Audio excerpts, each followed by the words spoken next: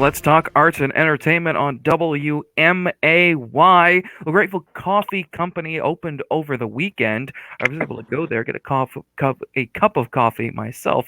It was very good, and they've been doing pretty good this week, I hear. So let's talk with the owner, Brandon Austin. How you doing? Hey, Kevin, I'm good. How are you? I'm doing pretty good.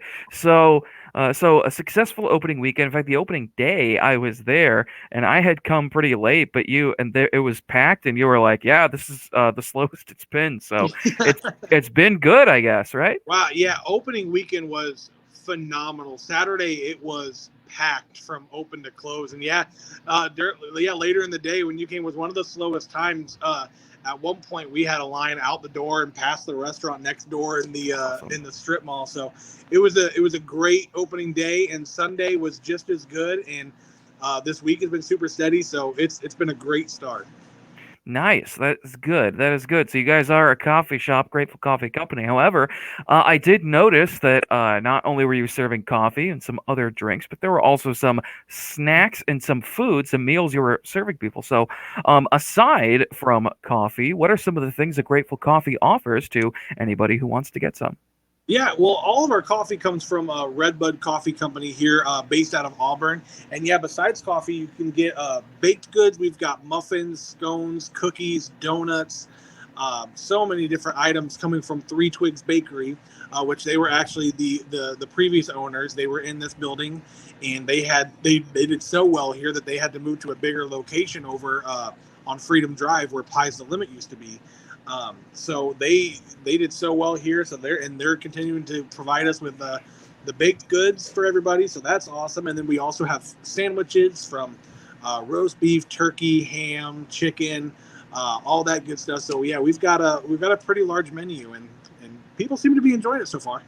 That's good. That's good. So even if you're it's later in the day and you're one of these people that are like, well, if I drink coffee too late, it's gonna keep me up and all this stuff. Listen, you can get a meal, you can get some snacks, you can get any sort of other drink you want there. So that is great. So I heard when I was there because we were chatting a little bit, and of course you were chatting with everybody coming in, which is good. Nice, nice customer service and all that. So that's great. And so overheard some of the process and some of the challenges of getting everything open and everything put together. So how was the process actually getting some equipment that you needed, and the process of just moving everything in and getting everything started? Well, once I was able to recover from my sickness, it went a lot smoother. Yeah. Back in March, pretty much the very beginning of March, I came down with COVID-19 as well as my wife Kana, unfortunately, and it took a long time for us to get over that and be able to get back into the shop and start working on stuff. And as soon as I finally started to feel a little bit better towards the end of March, I'm like, I think I'm getting over it. All of a sudden, I came down with pneumonia, and that actually put me in the hospital for a week. So it took even longer. We were supposed to open on April 3rd originally, and because of my hospital stay and the COVID, taking so long to get over that, we had to postpone to the 17th. And luckily, people still came out and supported. But yeah, as far as all the machinery and all the tables and decorations, it definitely was a team effort. We could not have done that by ourselves, or by ourselves. From the slushy machine that you can see behind me, and our sandwich prep table, and the refrigeration, and just all the different things. Opening your first business, it's there are so many different things that you have to get that you don't always think about. So having a team um, of friends and people that are in the business that know the struggles of opening, we're definitely there to help us. Like, all right, here's what you need to consider. You need to get this. Um, you definitely need this if you want to succeed. Just having the people there to kind of guide us and hold our hands, kind of essentially through the beginning stages, was amazing. Because yeah, it's difficult when you're getting started for the first time. Yeah, and that is super cool there because you said that is your first time opening a business, and really, I mean, you couldn't tell because it was so everything was you guys were running everything so well, and it was and everybody was enjoying themselves and everything. And I believe you said that. I mean, there a whole lot of what was put in there for you guys to make the coffee and make everything. I mean, a lot of that was you guys had to get that yourselves. I mean, you kind of just had the counter and that was it. So, I mean, you Yeah, guys really put everything together well there. I mean, it's really great. yeah. They had the counter here that was built in from a couple businesses ago.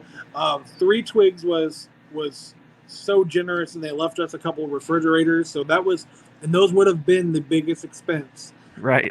Refrigerators start at $20,000. So the fact that they left us two of them, like, took that huge load off of our shoulders. Like, okay, we can open, we can do this. And it was amazing. It was awesome. Yeah, that is great. That is awesome. So with Grateful Coffee Company, what are some of the things you guys are looking forward to doing in the future? Because aside from, of course, serving coffee, food, all sorts of other things like that, there is a space you were telling me about, and we've talked about this before, possibly a little bit of a performance venue. So what are you Yes. guys looking at doing going forward? So, me being a performer, in music and theater, um, we wanted to make sure that we had a spot for performers of all different types of genres, and categories to be able to come and have a space to perform. Back when we started the sitcom, it was all because during this time during the pandemic, there's nothing going on right now. There's no outlet for performances right now. There are a couple starting back up, but for the most part, people are just wanting to perform again. So um, we have a corner of the building that we are planning on using twice a month on Friday evenings, and we're going to do open mic nights. We're going to do just live music, original like acoustic acts. We're going to do stand-up comedy nights, and the one that I'm personally looking forward to the most is because the Muni got canceled. We plan on doing once a month in May, June, and July. We're going to do Broadway open mics for all those performers that don't get to perform at the Muni and the Hoagland this summer and fall. We're going to have where we're just going to come and hang out and do show tunes all night. Whoever wants to jump up and sing a song from a Broadway musical, this is going to be the place to do it. And we're just going to have fun and enjoy each other's presence again, because we haven't all been together in over a year. So that's what I'm looking forward to, is the Broadway nights. Oh yeah, no, me too. You might see me up there doing Absolutely, a yeah, number or bro. two.